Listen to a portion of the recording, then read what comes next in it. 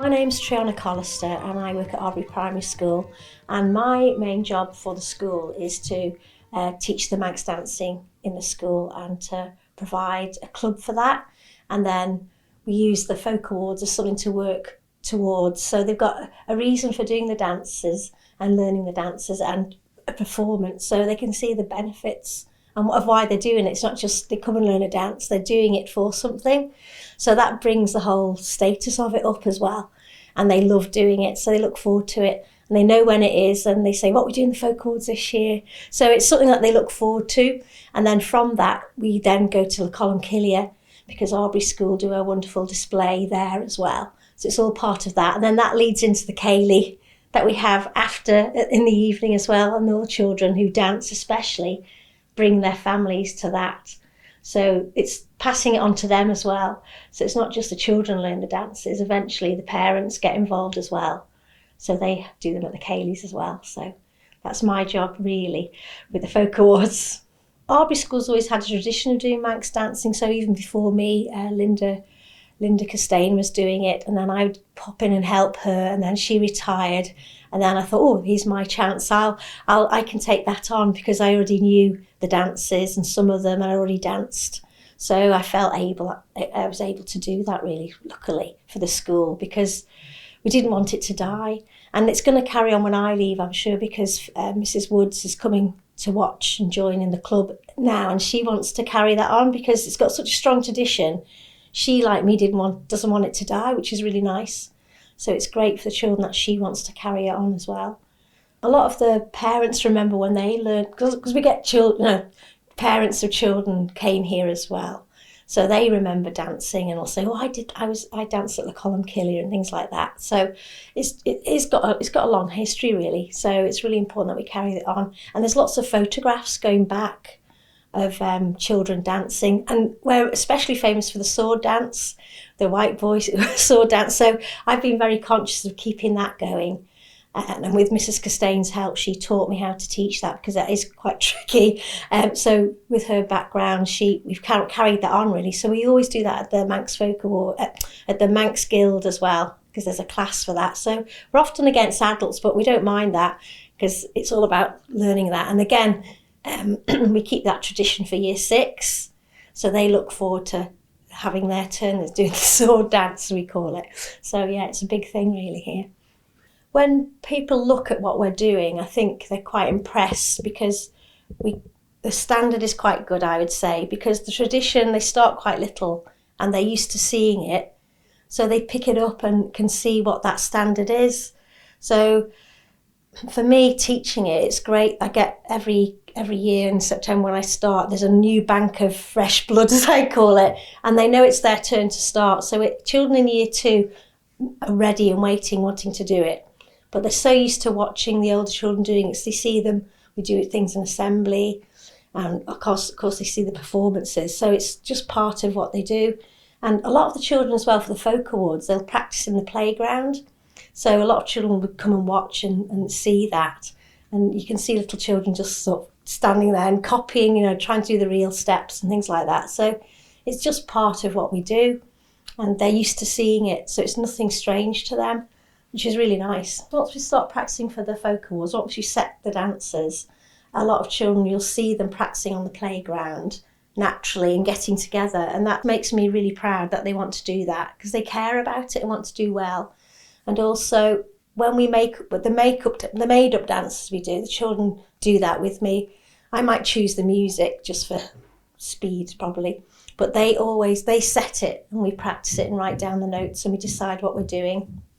And then this year we've got 2 children who just made up a dance completely on their own without me doing anything. So I've just entered them as well. So for me, that's great because they really want to do that, and they've got together off their own bat and just put that together. And they did it quite early, so they came to me, I think it was like October, so we've made up a dance for the Folk Awards already, and I thought, wow, that's brilliant. So but that's really what, for me, that's what I'd like to see, is the children taking ownership of it and them taking over. So also with my year 6s, once I get to year 6, they're so good at it. They often help me at the club teaching children the little steps, we'll break it up for them and they'll take a little group. So when we started doing Karafuzi, my little ones, she found that really hard. So I gave each year 6 a year 3, and they actually spent a bit longer one-on-one making sure they had the steps. So that's been really nice as well. So they feel part of that development as well. So that's really good for them. I'm from a dance background from years ago, so I make sure the steps are right, and I'm quite particular about that. But I think the children appreciate that because they're reaching that a bit of a higher level. And so we always do well at the Folk Awards and the Manx Guild as well. But they do put the work in, and they're keen to do it. So I will push them and say, we need to do that better. Watch your arms, get the steps right, point your toes. But I think, if you're going to do something well, it's worth it. And then they're pleased with their performance as well, and everyone comments on that. So I think the first time we did, what's this dance called? It's a really lovely dance. It was last year. I can't remember what it's called now. Cardew and Nan, was it? Yes, we did that the first time at the Folk Awards because I'd learnt that and I loved that dance, so I've gone to try that. And everyone said, that's really hard.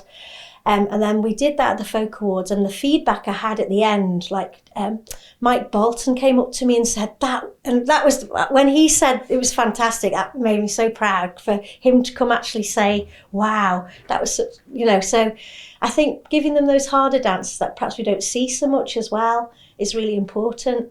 Because to start with, I sort of chose dances that I really like myself, but I thought, no, we don't really see these. So we did Ben Wren of Alden's, one of my favourites because I love the music, and I'd never seen it danced.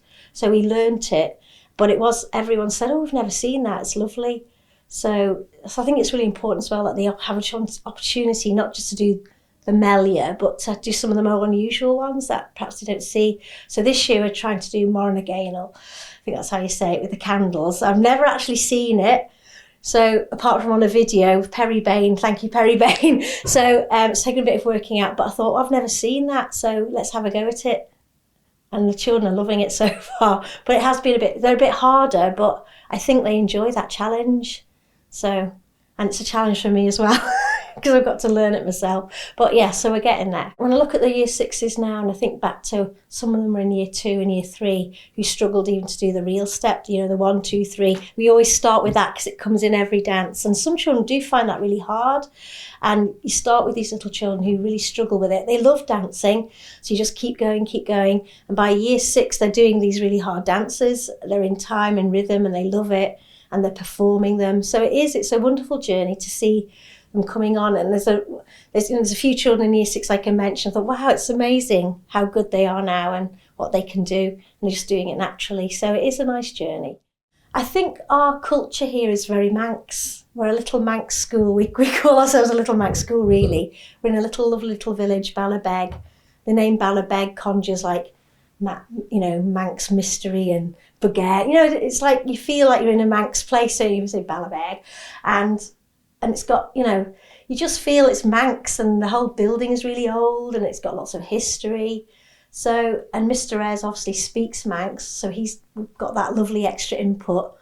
So I think everything we do is kind of about the Isle of Man in a way, and even our curriculum, I would say, is very heavily Manx culture. So fairy tales and stories, Manannan, the Celts, Vikings.